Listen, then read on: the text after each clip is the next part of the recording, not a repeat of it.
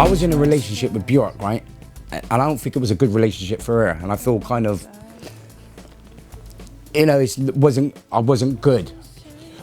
Do you know, but when you have a bad relationship, and it wasn't bad for her, it was bad, it was me. And I think she played me that song.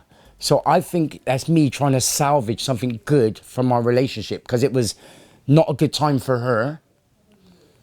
And I feel bad about that, because she was so good to me and so nice to me. And she played me that one day in her house, and I can remember exactly when, and I can remember what she was wearing and where we were in the house. So I think that sampling that was me trying to salvage something beautiful from it. And maybe it's an apology to her, even though the lyrics ain't about her. Maybe it's an apology and trying to remember something beautiful from our relationship. So I think that maybe be an apology to Björk. I learned a lot from Björk. And I think this is why I sampled it as well. It's like me trying to give a gift back. She said to me once, never learn to sing, never take a singing lesson. And I said, why? She goes, because you've got weird melodies and you write weird melodies for your songs. And if you learn, it will change it. And she always used to say that to me. And she knew me better than I knew myself. So I think that Funny Valentine is me saying thank you to her. And like, for instance, now I've done it, I get to say it in press, right? She might get to hear it, but I don't get to see her. So I'm hoping she might see this or hear the track, so I could give something good to her, you know? Because she's a great person, a very great person. I'm a read. Do you know what? I didn't know he was gay, but that don't matter to me. I don't care. But because the video is quite, he seems like a tough guy to me, quite ghetto. And then what's crazy is, right, I did the vocal, then I researched him. And have you seen him, the thing he does about being on the A train? Whoa, watch this. It's about him being on the A train and he's singing on the train. And I'm like, what the fuck? I'm talking about he camps it up. And I must admit, I rung my daughter, 18. Me and Martina got a kid. And I'm like, you know this guy? And she likes him. And I'm like, I didn't know he was that effeminate, you know? So it was a shock for me, but I don't care. You know, I don't care. And I think he's brave. You know, I think that's brave. And I think artists need courage. You know, you need to have some courage. If you're gay, like, you know, it's like the Cray twins, Ronnie Cray, right? Not that he's a gangster, but you've got to respect him for being in the 60s and saying, yeah, I'm gay, so what? Anybody who's got that much strength, you have to respect him. So I'm planning on working with him again, you know? But I didn't know he was who he was when I did it. And it was a big shock.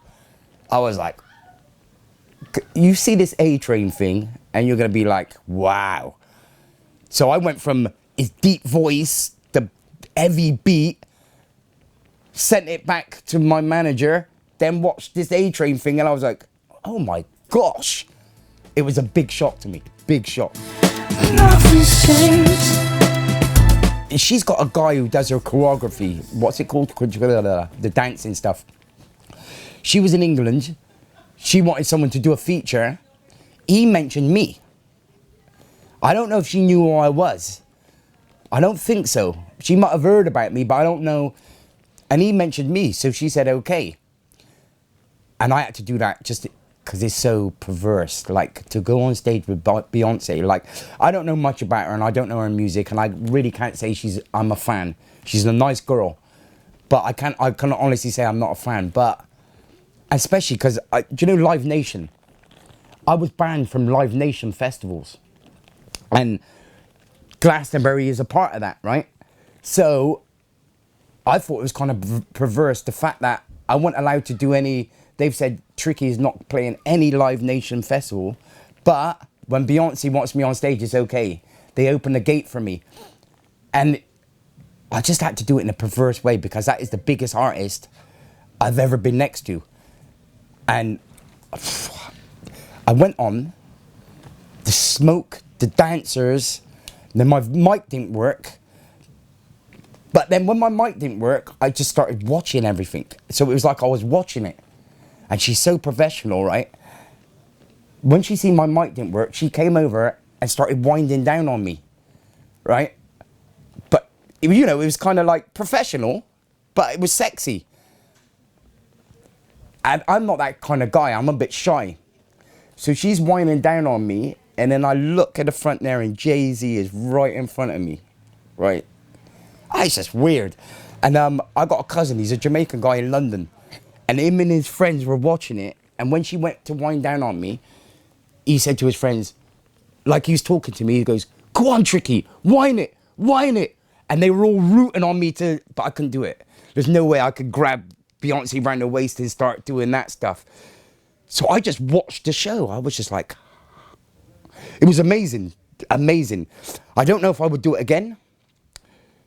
But it was like The Fifth Element.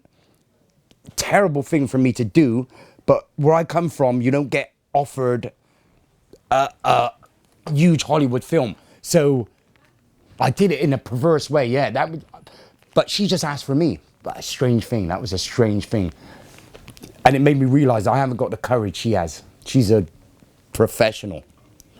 Professional, very professional. Like, it was so bright on stage, right? And I had dancers looking at me, you know, like, yeah, let's vibe together. I'm not that sort of person.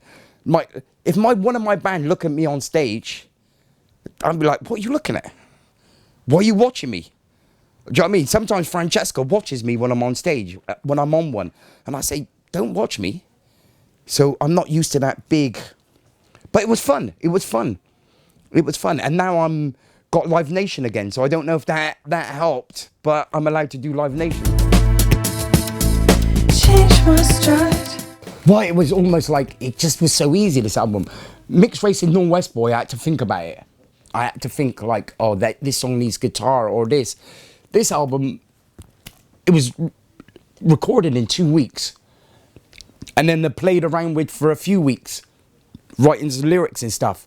So it was just very easy, just like it just all happened. And there's 16 tracks on the album, and I think I only recorded 19. So 2 or 3 didn't make it. So there was no thinking about it. It was just really easy. And the other albums, I think because I was thinking about paying back budgets, and I thought about it, but this was just really, it was like eating, breathing.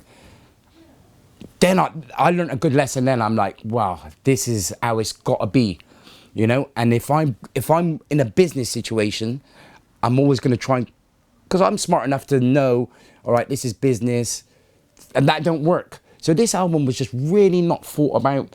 I'm talking some songs done like what's it called? Somebody's Sins. That wasn't supposed to be on that album. That was waiting around for an hour. I think I was waiting for a bass player to come in to do a session in Paris, and he was an hour late. So I did that because we had nothing to do. And Fran, we just did the song, you know? So it was just very easy, very fun, a lot of fun. Like people visiting me and just chilling out and not working.